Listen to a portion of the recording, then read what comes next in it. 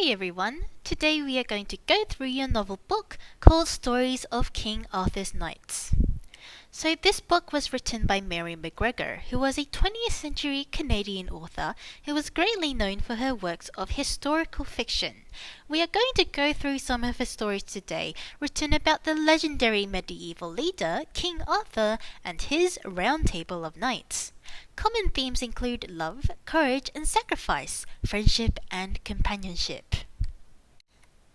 Now, the first story is about Prince Geraint, who embarks on a journey to Camelot to become a knight. Seeking shelter and rest along the way, Geraint comes across an old castle belonging to an earl, his wife and his daughter Enid. Upon seeing Enid, Geraint falls in love with her. The Earl tells Geraint of the Sparrowhawk, a selfish knight who has taken the Earl's belongings and wealth. After winning a tournament against the Sparrowhawk, Geraint and Enid fall in love and are married. And at first, the two live a happy life in Camelot. However, when Enid becomes upset, Geraint believes his wife will only be happy if he is able to prove his true knighthood. Enid is unaware of Geraint's true intentions and is only saddened more when he rebuffs her attempts to help him. Faced with many obstacles and enemies, Geraint and Enid work together to overcome them, and in the process, both learn how to value and love each other again. The next story focuses on Elaine, a fair maiden who was loved by all in Astolat. On his way to a tournament, Sir Lancelot gets lost and arrives in her town.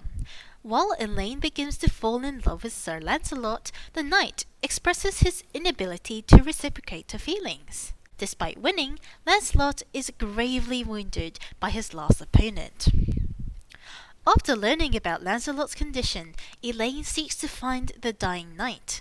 Upon finding Lancelot, Elaine nurses him back to health. Despite Elaine's kind actions, Lancelot is still unable to love Elaine back and departs for Camelot after recovering. Overcome with sadness, Elaine soon dies and is buried by Lancelot, who sadly remembers her pure and undying love for him. The third story is about a knight who loved a wicked and selfish woman. Peleus enters a tournament where the winning prize is to be given to the most beautiful lady in the country. After encountering Peleus, Lady Ettard pretends to love him while secretly hoping that he will gift her the prize, thus declaring that she is the most beautiful woman in the land. Oblivious to her true nature, Sir Peleus remains faithful to Lady Ettard. Now, Peleus eventually leaves Ettard despite his immense guilt at doing so, realizing that Lady Ettard will never love him. Overcome with sadness over Ettard, Peleus almost dies, however is saved and restored by the Lady of the Lake. The two fall in love and live together, while Ettard, after being rejected and no longer the subject of Peleus' love, dies from grief. The next story is about Gareth. He longs to be one of King Arthur's knights and promises his mother that he will first spend a year as a kitchen boy in the palace. After experiencing several hardships as a kitchen boy throughout the year, Gareth is finally able to become a knight. Soon after, Gareth is chosen to accompany Lynette, who has requested for a knight to rescue her sister, Lady Lyoners. So Gareth and Lynette travel to the Red Knight, who is holding Lyoners captive. Gareth proves his strength and talent as a knight by fighting them all and winning. After finally defeating the Red Knight, Gareth frees Lyoners, who challenges the knight to wait another year before she will join him. Saddened yet motivated, Gareth promises to return to Lyoners once the year is over. The next story talks about Sir Galahad, the greatest knight of all. Known as a noble and pure-hearted knight, Galahad is able to see the Holy Grail, a symbol that can only be seen by those who are deemed holy and pure. After seeing the Grail, Galahad is called to follow it. King Arthur's other knights leave the Round Table as well, wishing to see the Holy Grail for themselves.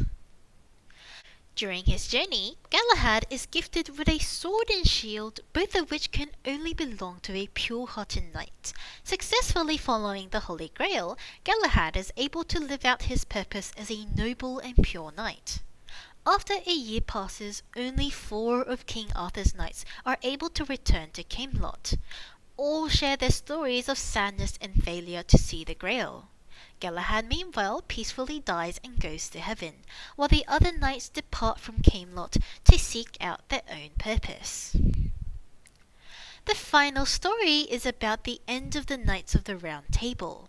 Traitors and rebellion in King Arthur's kingdom begin to threaten his rule. However, King Arthur is unwilling to kill his subjects, even those who oppose him. Despite his victory and winning many of his people back over, King Arthur is gravely wounded. He orders for his sword Excalibur to be given to the Lady of the Lake before he peacefully dies and is laid to rest. So that is all for this novel summary. Thank you everyone for listening, and I hope you can now read these stories with a little bit more understanding.